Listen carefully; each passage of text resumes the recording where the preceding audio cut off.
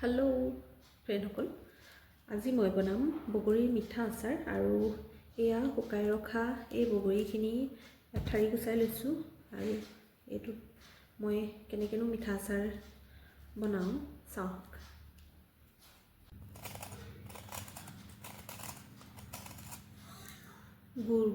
গুৰ কাটিছো আৰু এটো গুৰ আচাৰ বনাবলৈ ভাল বুলি কৈছে আৰু হেতু কাৰণে মই বজাৰৰ পৰা লৈ আহিছিলো এয়া গুৰ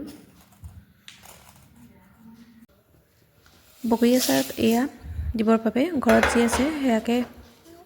অলপ ভাজি লৈছো আৰু বিশেষ মছলা নাছিলে ঘৰত এইখিনি আছিল গোটা ধনিয়া আৰু কলা জিৰা জলকীয়া ইমানখিনি আছিল মছলা এনেকৈ এতিয়া এয়া কেৰাহীত তেল দি লৈছো আচাৰ প্ৰস্তুত কৰিবৰ বাবে আৰু মছলাখিনি পিচি লৈছো মিক্সাৰতে বৰ বেছি মিহিকে পিচি লোৱা নাই এয়া তেলত দি দিলো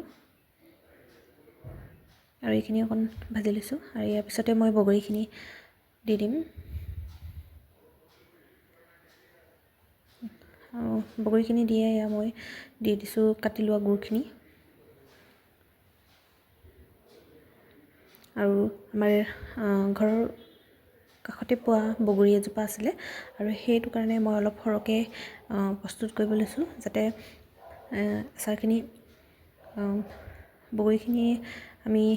ফ্ৰীতে পাইছো আৰু আমাৰ প্ৰায়বোৰ আজিকালি কিছুমান বস্তু ফ্ৰীতে পোৱা নাযায় প্ৰায়বোৰ কিনিবলগীয়া হয় কিন্তু ফ্ৰীতে পালে অলপ ইয়াৰ সুযোগ ভালদৰে ল'ব লাগে আৰু এয়া মই জালুকৰ গুৰি 1.5 চামুচ মান দি লৈছো 2.5 চামুচ মান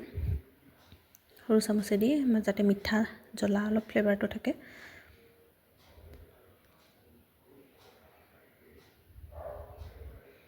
আৰু এইখিনি গুৰখিনি ভালদৰে গুলি গলে আমাৰ আচাৰ হৈ যাব ৰেডি আৰু হৈ গল আৰু মই বগৰী গোটা হৈ থকাখিনি অলপ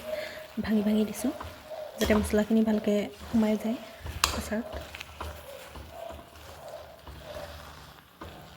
আৰু পাছতে মই গেছটো অফ কৰি বগৰী আচাৰ অকমান খাই চাম अब देखो আচাৰ খোৱা মিঠা আচাৰ মজা হৈছে খাবলৈ মিঠা আছে খাবলৈ এখন মোক দিছে নেকি আপুনি এখানে খাবেন